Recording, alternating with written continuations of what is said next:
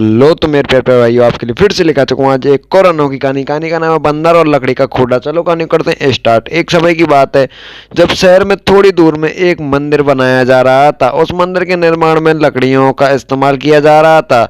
लकड़ियों के काम के लिए शहर से कुछ मजदूर आए हुए थे। एक दिन मजदूर लकड़ी चीर रहे थे। सारे मजदूर रोज दोपहर का खाना खाने के लिए शहर जाया करते थे। उस दौरान 1 घंटे तक का वहाँ कोई भी नहीं रहता था। एक दिन दोपहर के खाने का समय हुआ तो सभी उसी समय जाने लगे। तो एक मजदूर ने लकड़ी आधी ही चीरी थी, इसलिए वह बीच में लकड़ी का खूंटा फंसा देता है ताकि दोबारा चीरने के लिए आरी फंसाने में आसानी हो। तो उनके जाने के कुछ समय बाद बंदरों का एक समूह वहां आ जाता है और उस समूह में एक शरारती बंदर था जो वहां पड़ी चीजों को उल्टा पुल्टा करने लगा। बंदरों के सरदारों ने सभी को वहां रखी चीजों को छेड़ने से मना कर दिया। कुछ समय बाद सारे बंदर पेड़ों की तरफ वापस जाने लगे तो वहां शरारती बंदर सबसे बचकर पीछे रह जाता है और उदम मचाने लगता है। और शरारत करते करते उसकी नज़र उस अधचरी लकड़ी पर पड़ जाती है जिस पर वह मजदूर ने लकड़ी का खूंटा लगाया हुआ था। खूंटे को देखकर बंदर सोचने लगा कि उस लकड़ी को वहां पर क्यों लगाया गया है, तो उसे निकालने पर क्या होगा।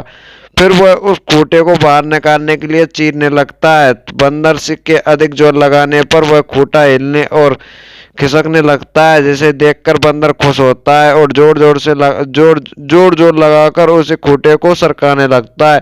वह खूंटे को निकालने के लिए इतना मगन हो जाता है कि उसे पता ही नहीं चलता है कि कब उसकी पूंछ दोनों पार्टों के बीच में आ गई और बंदर की पूरी ताकत के साथ खूंटे को खींचकर बाहर निकाल देता है।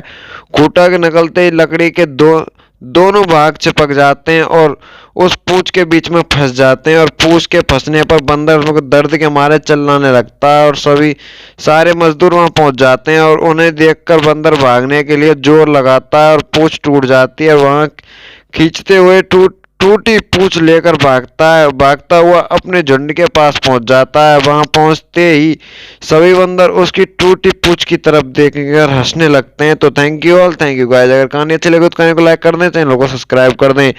और कहानी से क्या सीख मिली है वो जरूर से सुन लें। इस कहानी से हमको यह सीख मिलती है कि हमें ना तो दूसरों की चीज़ों के साथ छेड़छाड़ करनी चाहिए और ना ही उनके काम में दखल अंदाजी करनी चाहिए। ऐसा करने से हमें नुकसान भी हो सकता है। तो थैंक यू ऑल।